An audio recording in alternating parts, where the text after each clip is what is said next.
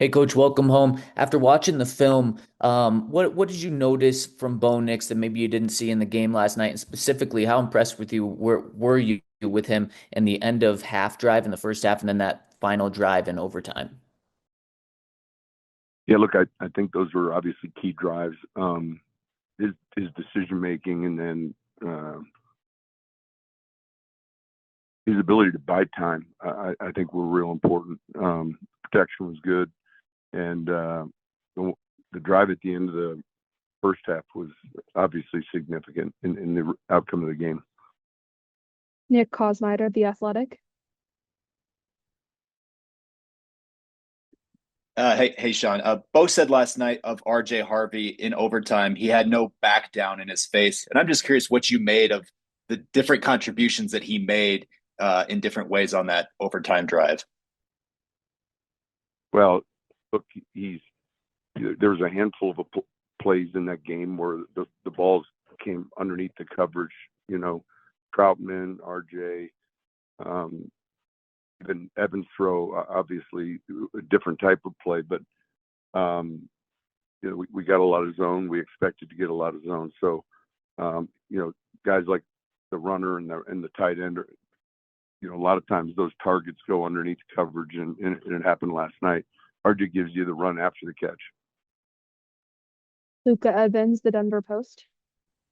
Hey, Sean, you mentioned last night that you guys at times with what Washington was doing were checking a lot out of a lot of one back runs at times to throw it against their base. Were you seeing Bo make a lot of those reads kind of at the line, and how has he just progressed in those situations No, since, last year?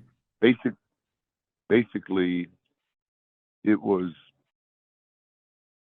you're sending a play in. So you're counting on a substituted defense. And the minute upstairs said, hey, they're in base, I just right away would say to Bo, hey, get to Aggie, get to squadron. And so breaking the huddle, there's a mindset of a play, and then quickly and so we're able to do that enough time on the coach to quarterback. And we talked about doing it. It wasn't like we were just, that was kind of more of an in-game adjustment. Jeff Legwold, ESPN.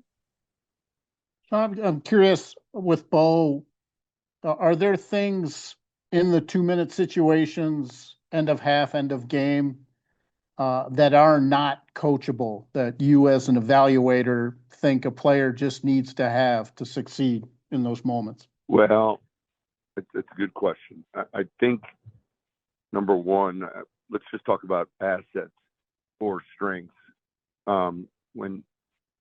When you can climb and gain 11 yards, some people have that, some don't. Yeah, in other words, we can't go work on that on field B, and so he has that. And a lot of times in those situations, you're getting some zone coverages.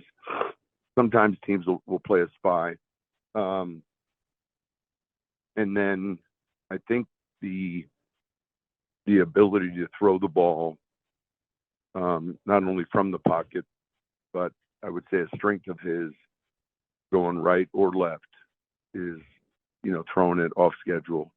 And I think some people can work on that, but aren't as effective as others. Those are the first two things that come to mind.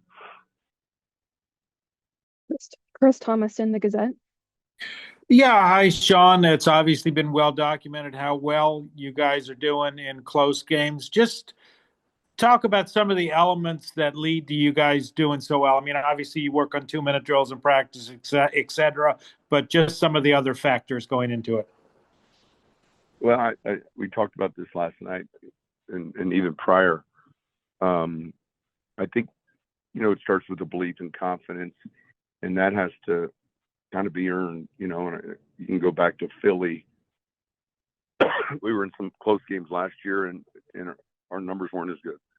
So at some point, you have to demonstrate it, do it, and then there's a belief you can do it, and then there's that confidence you're gonna do it, and so but it starts with the execution, and then it has to happen and manifest itself. Andrew Mason, 104.3 The Fan. Yeah, Sean, you had your fewest penalty yards of the season last night in terms Thank of God. so I was just going to ask you kind of keep talking about we've got to clean it up. Kind of what did you guys work Well, on and last week listen, out of I've the been bye? reading where fair enough, and I've been like somebody's written where that can change, can get cleaned up, and last night was a step in the right direction. So continue to work on, post those numbers, talk about the ones that are the pre-snap or post-snap behavior fouls are the ones that there's going to be some technique penalties that occur during the play. We get that. We still want to work on correcting that, but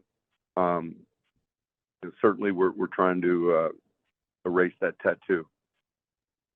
Mike Kliss, 9 News. Yeah, Sean, your defense gave up more explosive plays in the passing game than they normally do. What do you think was the cause of that? Well, I think it starts with the opponent's ability to run. They're a run-first team, and so you're wanting to stop that. And look, they get paid what to, and had good designs, and a lot of those throws were in the deep hook areas, if you will, off of play action, and so that's part of the tough part of defending that offense. But in the end, we did enough. Coach, that appears to be all the questions we have for you today. Thank you for joining us.